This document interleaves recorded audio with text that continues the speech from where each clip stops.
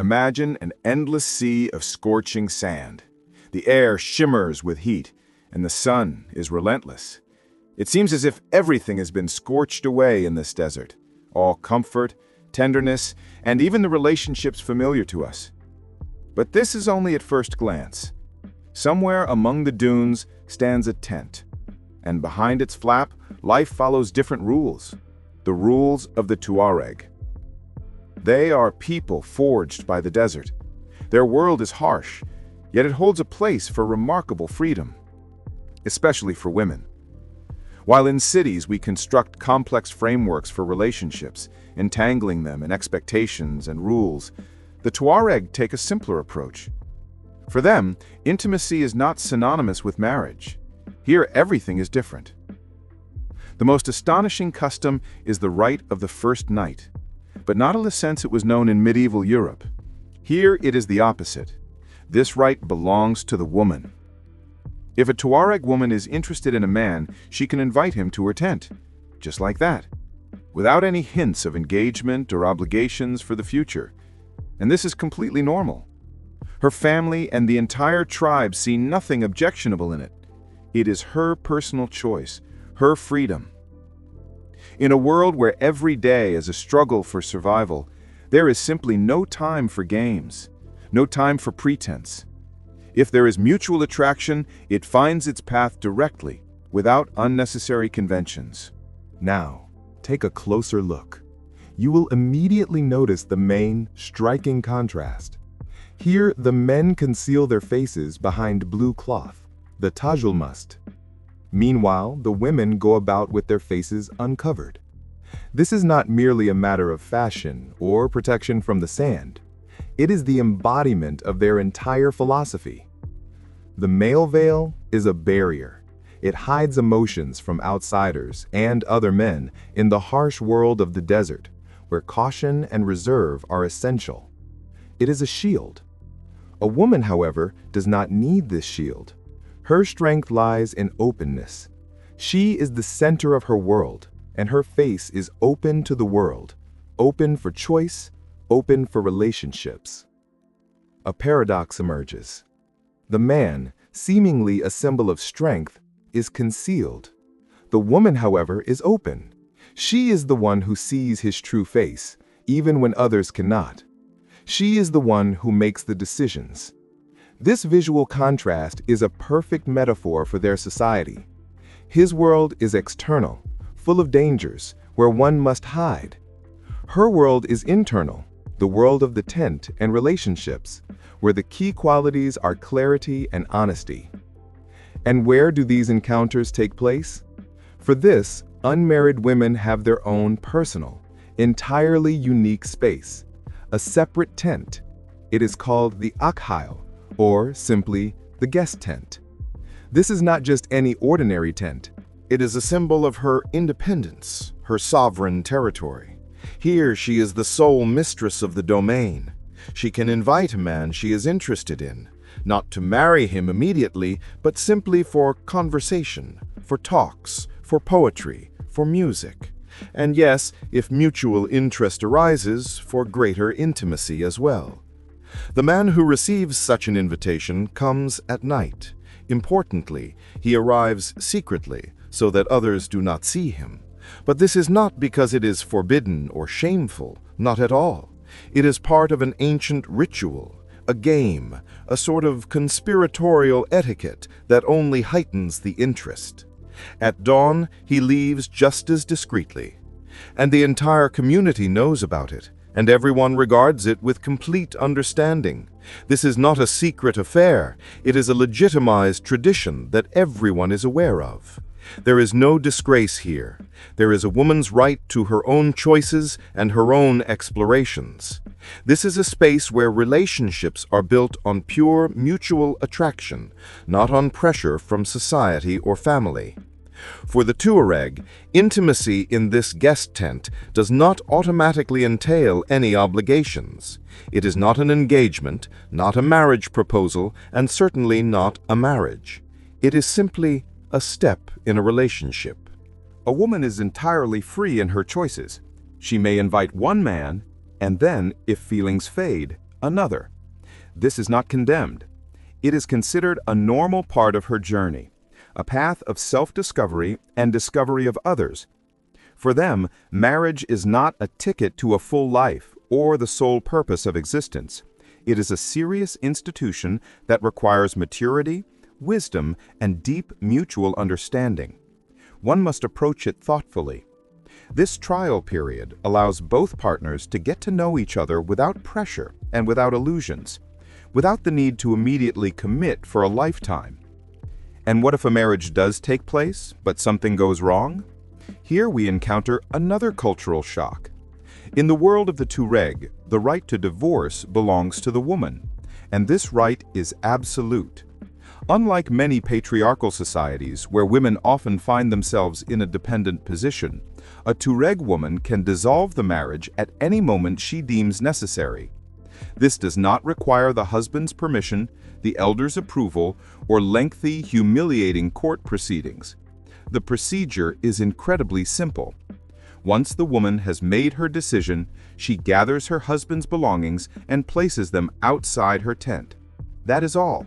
This is the entire ritual. The man, upon seeing his belongings outside, does not argue or cause a scene. He silently accepts her decision and leaves. There is no struggle over property, no public airing of grievances. There is only an understanding of another person's right to say no and to end the relationship.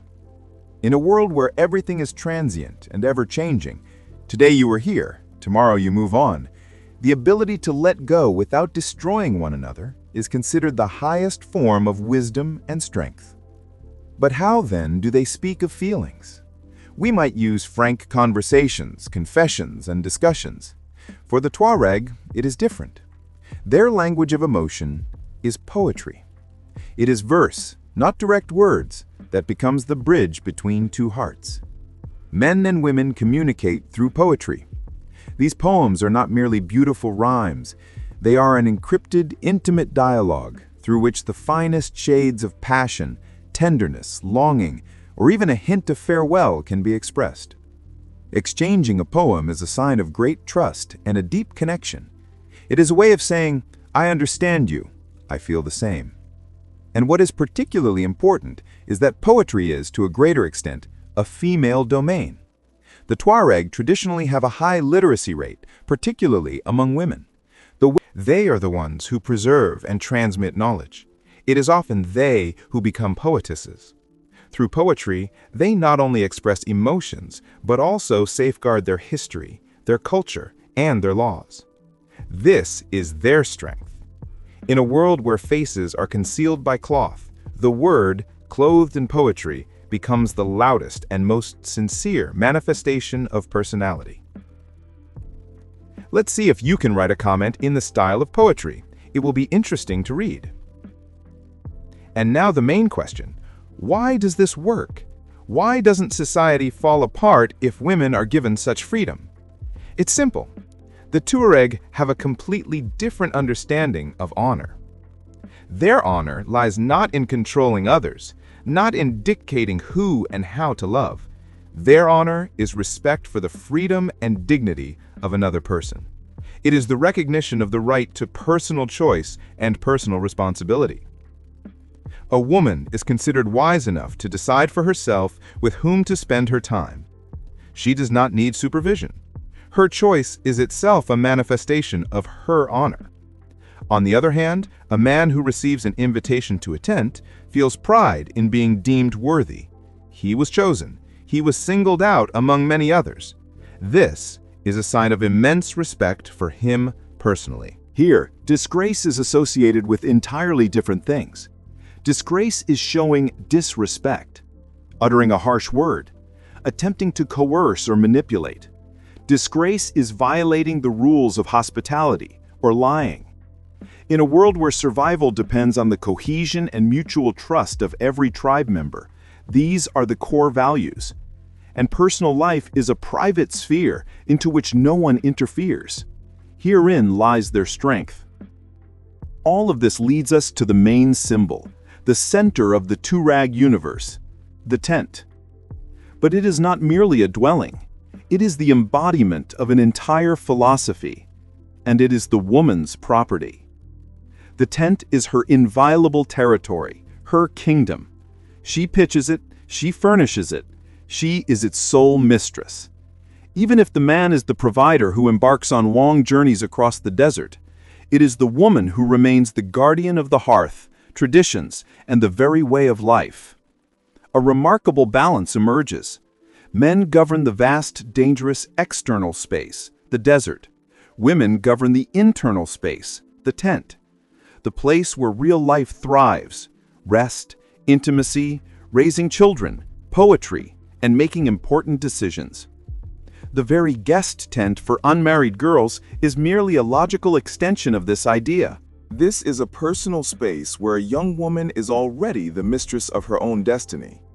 And the main family tent is the place where her word on matters of family and daily life carries decisive weight. This reflects their profound wisdom. In a harsh, male-dominated world, the most valuable things, life itself, relationships, culture, are entrusted to those who know how to protect and nurture them, to the woman. But this unique culture is under threat today. The ancient way of life of the Tuareg is facing powerful external pressures. On one hand, there is the advance of more conservative currents of Islam that condemn their liberal customs, particularly the freedom of women. On the other hand, globalization and government policies are forcing nomads to settle, depriving them of their traditional lifestyle.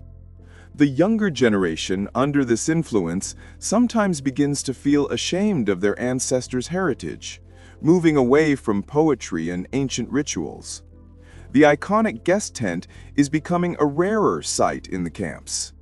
More and more often, women are seen with covered faces, an influence of new norms foreign to their traditions. Yet the most valuable aspect, their philosophy of freedom, dignity, and respect, is not so easily eradicated. It was forged over millennia of life in the desert, where only those who can adapt without losing themselves survive. The spirit of this people lives in their poetry, in their music, and in their unyielding refusal to fully submit to the rules of others. And perhaps this people, living among the sands, can teach us much more than it seems. Their world offers us 3 simple yet brilliant lessons. The first lesson: relationships can be profound and sincere, even if they don't fit into our familiar frameworks. The second: true honor lies in respecting the choices of others. While our world grapples with prejudices and complex rules, the Tuareg remind us of simple and eternal things: respect, trust, and the right to be oneself. They prove that one can walk their own path with their head held high, even if that path leads through an endless and merciless desert. If you found this interesting, please leave a like. You can also subscribe to the channel. Many interesting videos are coming up.